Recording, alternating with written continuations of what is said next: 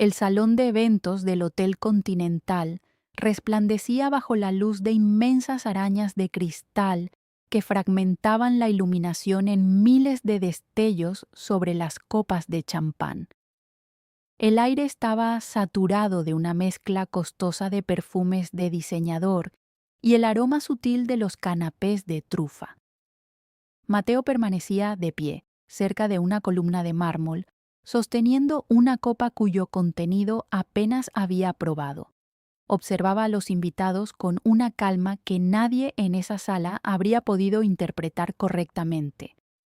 Para todos los presentes, Mateo era simplemente el esposo de Elena, un hombre amable pero anodino que siempre parecía estar un paso por detrás del brillo de su mujer. Elena, vicepresidenta de estrategia en Altus Global, reía con esa falsa modestia que solo los muy ambiciosos dominan, mientras Rodrigo, el director ejecutivo de la firma, le rodeaba la cintura con una confianza que excedía los límites del decoro profesional. Mateo había perfeccionado el arte de pasar desapercibido durante casi 2 décadas. En su carrera como analista de sistemas, siempre fue el hombre que solucionaba los errores críticos en la madrugada, el que estructuraba los informes que otros presentaban como propios y el que recordaba los cumpleaños de los hijos de sus jefes sin recibir jamás una nota de agradecimiento.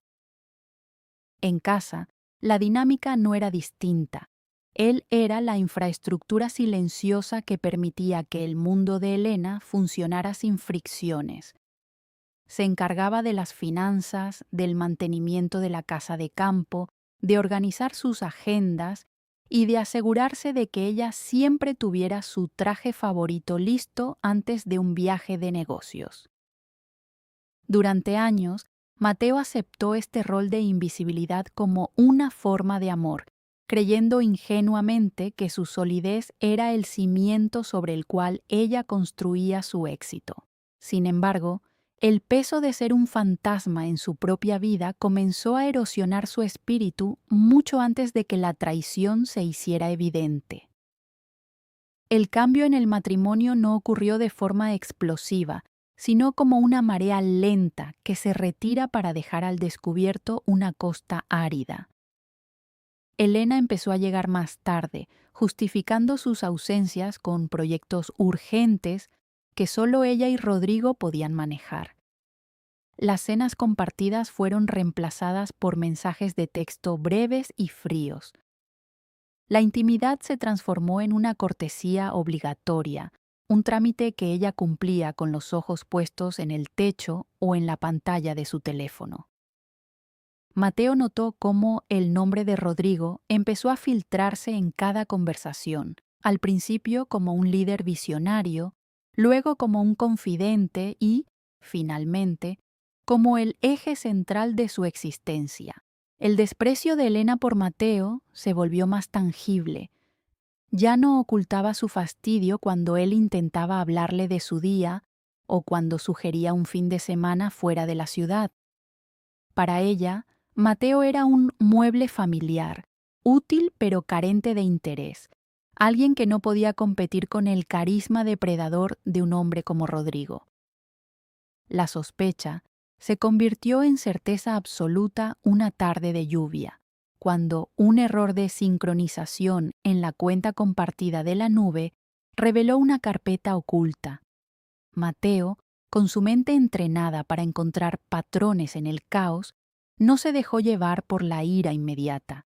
Abrió una hoja de cálculo y comenzó a documentar la verdad con la frialdad de un forense.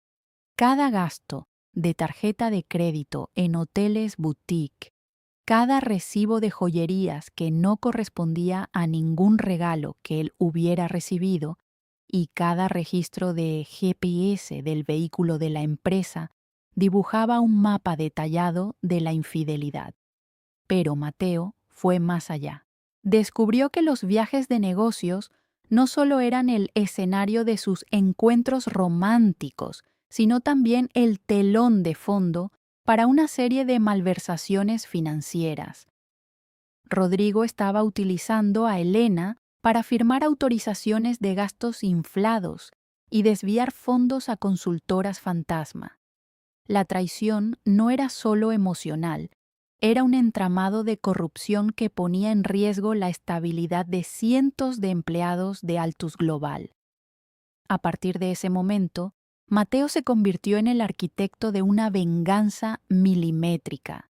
No confrontó a su esposa, no gritó, ni buscó consuelo en amigos. En lugar de eso, dedicó sus noches a navegar por los servidores de la empresa, utilizando los privilegios de acceso que Elena le había dado descuidadamente para que él le hiciera sus reportes en casa. Creó un dossier digital indestructible, conectando los correos electrónicos apasionados de los amantes con las facturas falsas y los movimientos bancarios en paraísos fiscales. Durante 6 meses, Mateo interpretó el papel del esposo sumiso a la perfección, incluso cuando sentía náuseas al ver a Rodrigo estrecharle la mano con condescendencia en las reuniones sociales. Estaba construyendo una guillotina de información, asegurándose de que, cuando cayera, no quedara rastro ni de la carrera de Rodrigo ni de la reputación de Elena. La culminación de su plan llegó en la cena anual de gala, el evento más importante del sector financiero. Rodrigo subió al estrado para dar un discurso sobre la integridad y el crecimiento futuro de la compañía, con Elena sentada en la mesa de honor, mirándolo con una adoración mal disimulada. Mateo, que se había ofrecido a ayudar al equipo técnico con la presentación audiovisual bajo el pretexto de ser un esposo colaborador, esperó el momento exacto.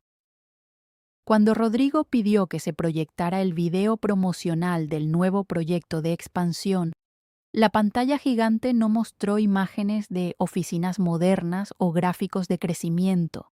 En su lugar, aparecieron capturas de pantalla de los correos electrónicos más explícitos de la pareja, seguidas inmediatamente por un desglose detallado de las transferencias de dinero ilegal que ambos habían orquestado.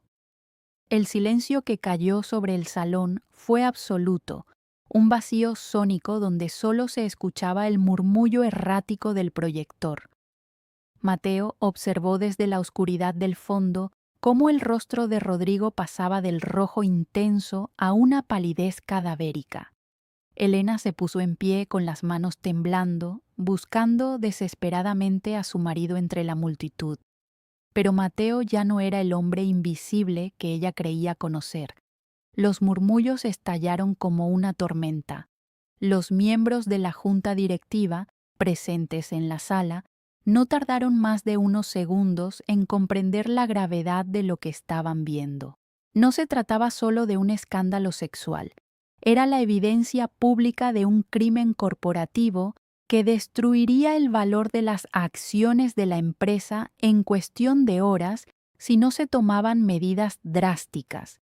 La humillación pública fue solo el primer paso de la caída. La investigación que siguió fue despiadada y exhaustiva. Gracias a la información que Mateo envió de forma anónima a la Fiscalía y a los auditores externos esa misma noche, no hubo lugar para las coartadas. Rodrigo fue escoltado fuera de las oficinas de la empresa al día siguiente, mientras que Elena fue suspendida de inmediato, enfrentando la pérdida de sus bonos, su prestigio y, eventualmente, su licencia profesional. La casa que Mateo había mantenido con tanto esmero fue puesta en venta como parte del proceso de divorcio, pero él no esperó a ver el cartel de liquidación. Durante los meses de la investigación, Mateo fue interrogado como testigo, manteniendo siempre una postura de colaboración absoluta y aparente tristeza por los descubrimientos que su pericia técnica había ayudado a clarificar para las autoridades. Nadie sospechó jamás que él había sido el origen del incendio. Todos lo veían como la víctima colateral de una mujer ambiciosa y un jefe corrupto. Mientras el invierno cedía su lugar a la primavera, Mateo se encontró en una ciudad costera a cientos de kilómetros de distancia, lejos de los rascacielos de cristal y las cenas de gala hipócritas. El aire allí olía a sal y a pinos, y el sonido predominante no era el de los teléfonos sonando, sino el de las olas rompiendo contra el muelle. Había alquilado una pequeña casa blanca con una terraza que daba al océano, un lugar donde nadie conocía su nombre ni su pasado como el esposo invisible de Altus Global. Se despertaba temprano para caminar por la arena, disfrutando de la sensación de que su tiempo y su mente le pertenecían por completo.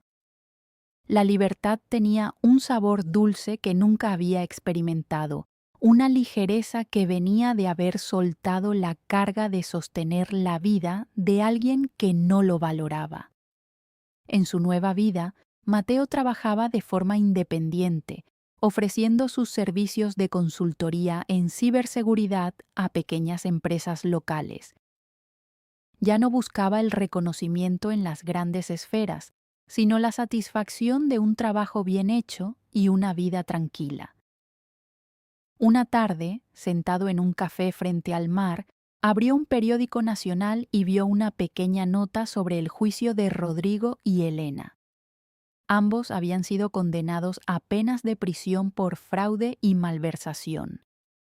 Elena aparecía en la foto con el rostro demacrado, muy lejos de la mujer vibrante que dominaba las salas de juntas. Mateo cerró el periódico sin sentir alegría ni tristeza, solo una profunda paz. La justicia, aunque lenta, había sido exacta, y él finalmente había dejado de ser un espectador en su propia historia para convertirse en el autor de su destino. El sol de la tarde calentaba su piel mientras pedía un segundo café, sintiendo que, por primera vez en muchos años, el futuro era una página en blanco que estaba ansioso por escribir. Aquella primavera no era solo una estación meteorológica, sino el renacimiento de un hombre que había aprendido que el mayor poder reside en aquellos que saben observar en silencio y actuar con la precisión del tiempo. Mateo sonrió levemente, cerró los ojos y se dejó envolver por la brisa renovadora de su nueva libertad.